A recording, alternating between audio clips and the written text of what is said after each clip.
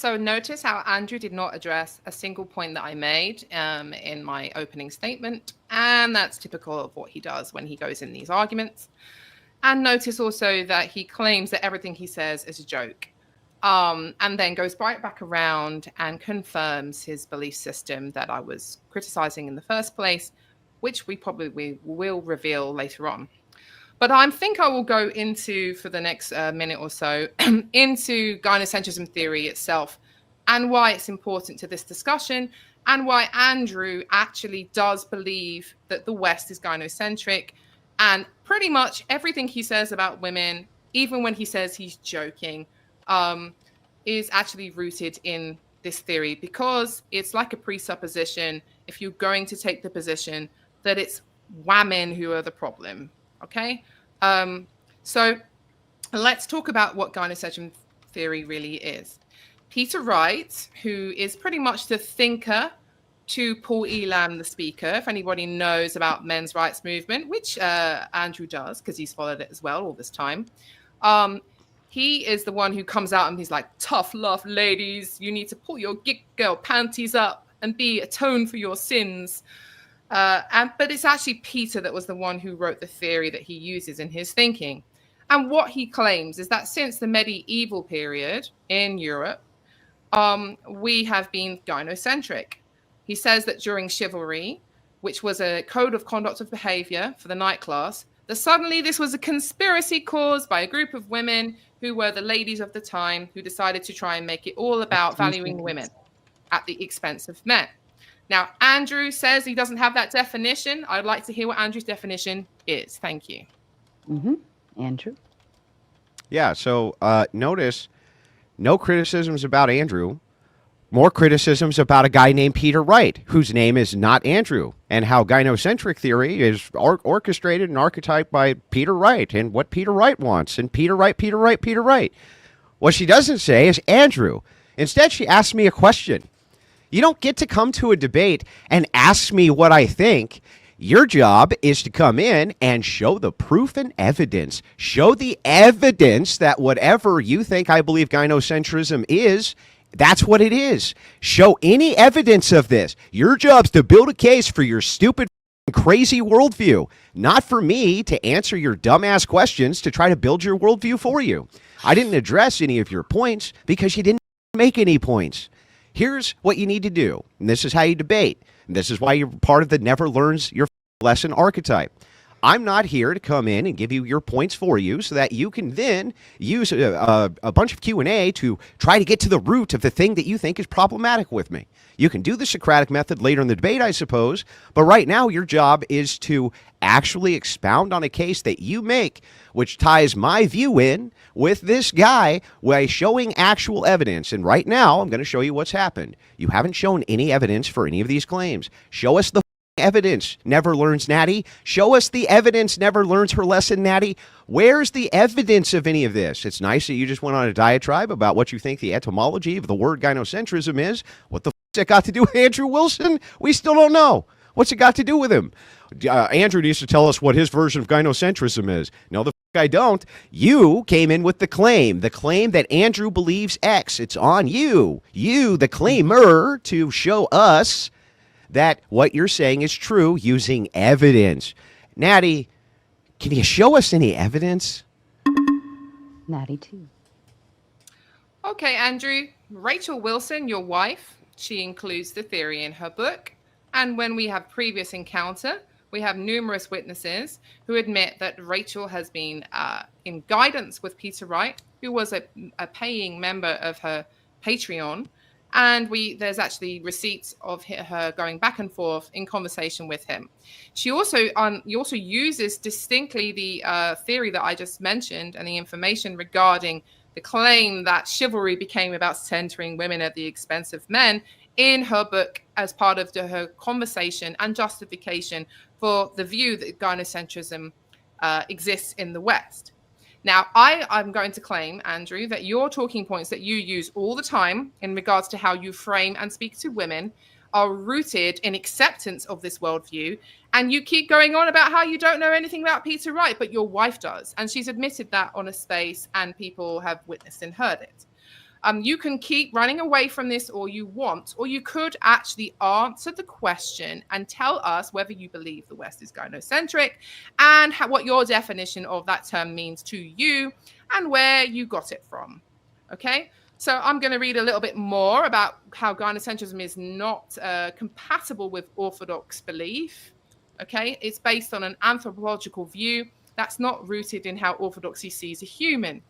I'm not sure if Andrew has ever thought about that, because it seems like he just likes to be a contrarian who stands there smoking cigarettes all day until he gets lung cancer or something. I don't know. I don't want that to happen to him, though. I would like him to actually, try and live up to the ideals he says that he is trying to live by, the ascetic life and all that, Andrew. 10 seconds. All right. Okay. I'm done now. You can keep going. Answer the question, Andrew. Okay, so I would like to note that instead of her demonstrating any proof, once again, of her claims, she wants me to answer her questions so that she can try to prove her claims. That she made this accusation. Here's the accusation that she made. Andrew and Rachel X. If Andrew, Rachel X, I would suppose that you would have some proof. She says that she can prove that Peter Wright was a member of Rachel's Patreon. Okay, show us the proof. She says that she can prove that Peter Wright was in contact with Rachel over the idea of gynocentrism, and that must be true because this was included in her book. Okay, show us the proof. All I'm asking for, very simply, is for Natty, the accuser, and the person who made the claim, to show us the evidence of the claim. Instead, Natty continuously just says that I need to answer questions about some perceived worldview she thinks I have. That's great. I'm glad that she really wants me to answer her questions. But if you have a debate prompt which says this X, Wilson X, right? Rachel this, Andrew this, you should be able to demonstrate these things using proof. What's the proof, Natty?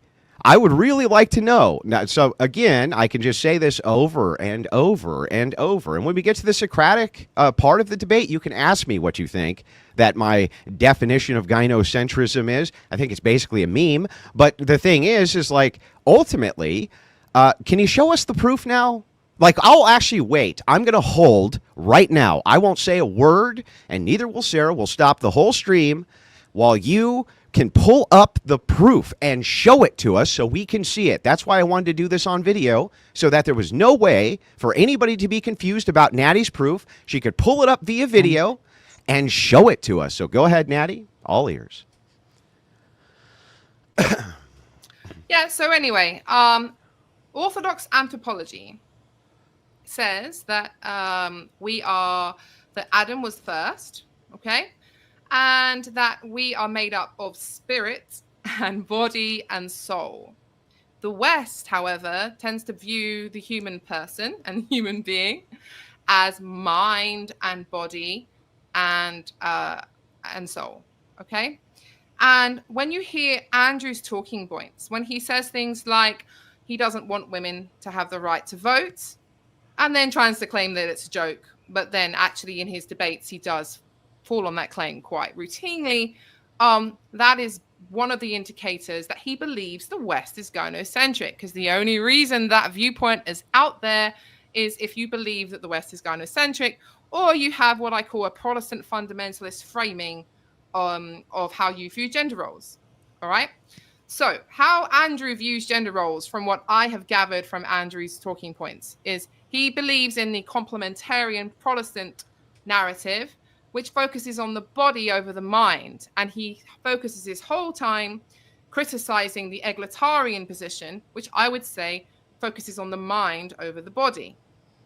And the viewpoint that women shouldn't vote is really rooted in the complementarian position. In fact, if Andrew didn't have any adherence to that position, then he wouldn't be saying it. And if he didn't believe the West was gynocentric, he also wouldn't be saying that too. He would be formulating his arguments in a different manner. But he doesn't do that. He just goes out there and says these really arrogant things to women. And because he thinks he can intimidate them and then do rhetorical devices against them, he avoids actually being held accountable, which is ironic because he's supposed to be representing the patriarchy. You're not the patriarchy, Andrew. You're a young man.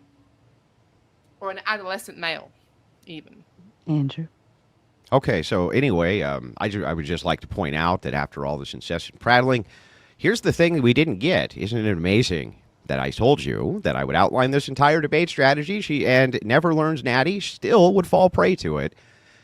I asked her for this thing called proof.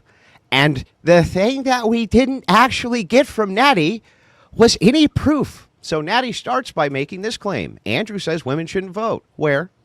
Proof. Proof. Want the proof, Natty? Where is the proof, Natty? Well, Natty's proof is she made it the f up. My actual vote on suffrage is that we should move back to the terms where almost nobody could vote. It has nothing to do specifically with women at all. Nothing. Zero.